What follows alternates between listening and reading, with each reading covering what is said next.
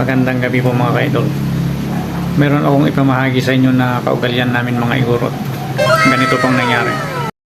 Alas 5 ng umaga, ginising ako ng kaibigan upang saksihan ang engagement ceremony o yung tinatawag ng kaigurutan na muma. Ang muma ay isang kaugalian upang ang lalaki ay magbigay ng isang malaking baboy sa pamilya ng kasintahang babae. Ang baboy na ito ay kakatayin at ipamimigay sa mga dadalo sa bahay ng nasabing babae. Bukod sa isang baboy, kailangan din ng 4 na pirasong native na manok. Pero kung sakaling walang manok, ay pwede rin ang nakulikom na pera na nagmula sa partido ng lalaki.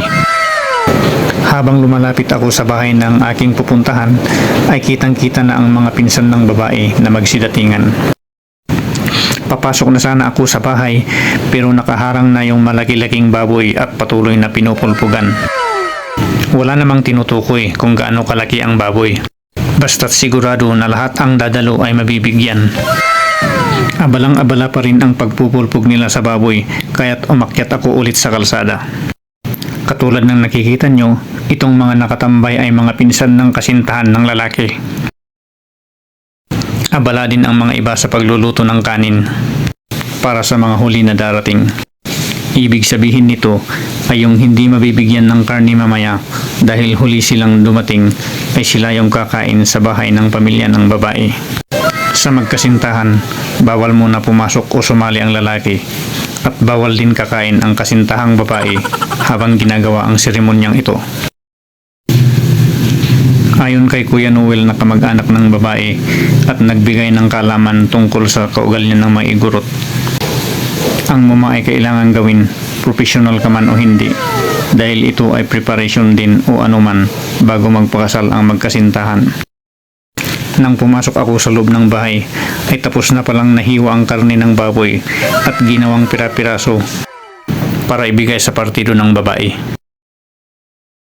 Kada isang supot ng karne ay ibibigay sa isang tao na dumalo sa tinatawag na muma.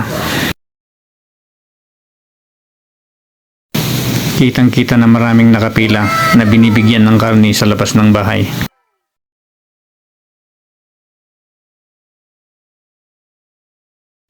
Abala naman ang tagabigay ng karne sa loob ng bahay habang nagkakapi ng tinapay ang mga naghihintay na mabigyan. Bilang pinsan ng babae at nakatanggap ka ng karne sa okasyong ganito, ay ibig sabihin may kinalaman ka sa kalagayan niya na siya ay engaged or nakatali na. Kaya obligasyon mo na ipaalam ito sa mga kapatid at mga pinsan mo na hindi pa nakakaalam. O di ba, napakagandang balita yun?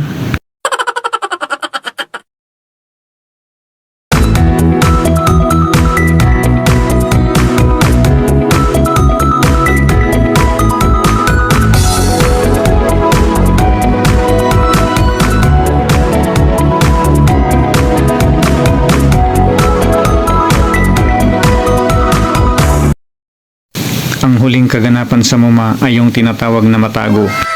Ito yung 4 na manok para ibigay sa partidos ng ama at ina ng kasintahang babae. Ibig sabihin ay 2 ang ibibigay sa panig ng lolo niya at 2 din sa panig ng lola niya. Kaya ang mga matatandang nakatuka dito ay dapat din mausisa para sa layunin ng tamang kaugalian ng mga igorot. Bago ipamigay ang mga manok na ito, ay dapat alamin muna kung sino-sino sa kanila ang mabibigyan. Ayon kay Kuya Noel, dapat magsimula sa kinatawan ng ika-5 pinsan o 5th cousins pataas ang dapat mabigyan. Hindi ako nag-alanganin pa sa sinabi ni Kuya Noel. Dahil kitang-kita naman na may kunting diskusyon ang mga matatanda bago ibigay ang mga manok na ito.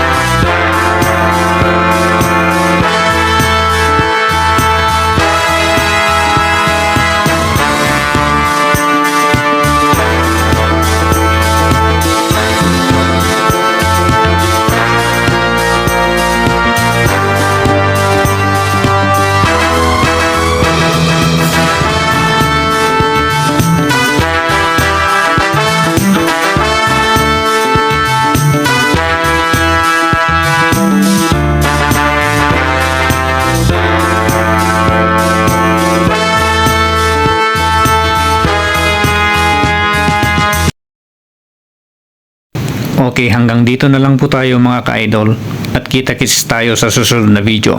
Salamat po.